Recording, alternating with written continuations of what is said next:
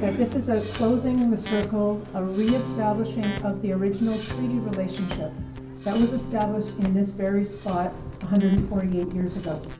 Okay, welcome everyone. Thank you for coming, signing the Memorandum of Understanding, are committing to work together in an ongoing way through the Collaborative Leadership Initiative. This is a historic meeting. The group of people that are signing this Memorandum of Understanding have never been in a room together to work through a process like this, and this document is historic for that reason. I'm here on behalf of the Honourable Catherine McKenna, who's our Minister of Environment and Climate Change, and so it's been 148 years since Treaty 1 was signed on this very spot, and those, I think everyone knows, have been hard, difficult years with slow progress. Today you are pointing to a better future. And what we're hoping is when your name is called, you will come here and then move along the table and sign 35 copies. All of the medals were smudged in preparation for this time, so we're attempting to move forward in a good way. I invite Grand Chief Jerry Daniel.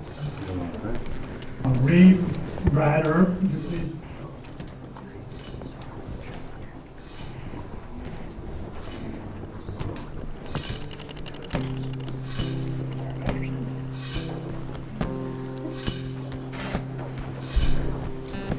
Those of you receiving medals, the medal is being presented by Rodney to each person. Is there?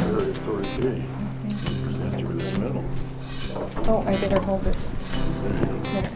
The significance of the medal for Indigenous is that many of the signatories to the number of treaties did not read the English language. So any record of the treaty was basically meaningless. So the image is also a way of communicating, and your medals are worth hundreds of thousands because it's engraved with care. Dennis, which is Long Plain, Zungabe, the treaty medal does represent a commitment for our peoples to come together and work in partnership and live in peace and harmony.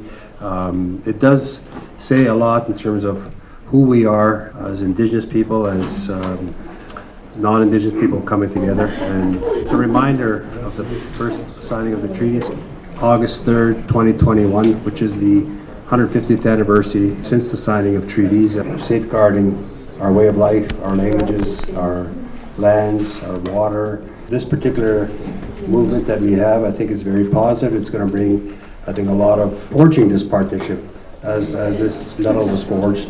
It'll show, the rest of the country that the original intent and spirit of the treaty. With that, I do want to thank you again for the opportunity on behalf of the Treaty 1 people. If we can work hard and trust one another and work in true partnership in what the treaties really were meant to be, and that's walking hand in hand and strengthening who we are in this place we call Canada. So thank you very much, and I enjoyed the opportunity to be with you here today. We often understand agreements to be lengthy and complex, but the spirit and intent that Chief Meaches has mentioned is caught in the handshake. And so you carry with you an image of peoples of diversity saying we're going to share life together on this land. Moving forward with reconciliation and conciliation on shared values, shared beliefs. To me, this is historic. I'm proud and honored and humbled to be a part of it. I have a thing in my mind that Colleen always tells me. She's probably not going to like that I say it, but we're at this stage now, and she will tell me quite often when we're on the phone, let's get shit done. So I would say that's where we're at, so let's get shit done right now.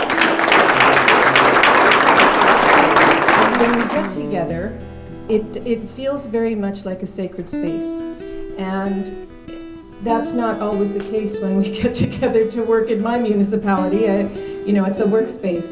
We're really on the road to something big and something good. So thank you all. Thank you all.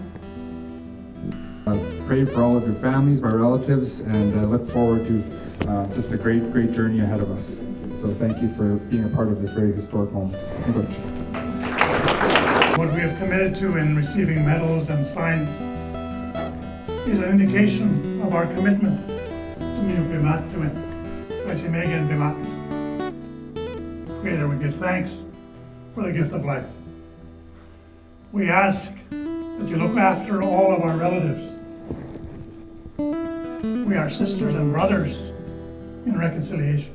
So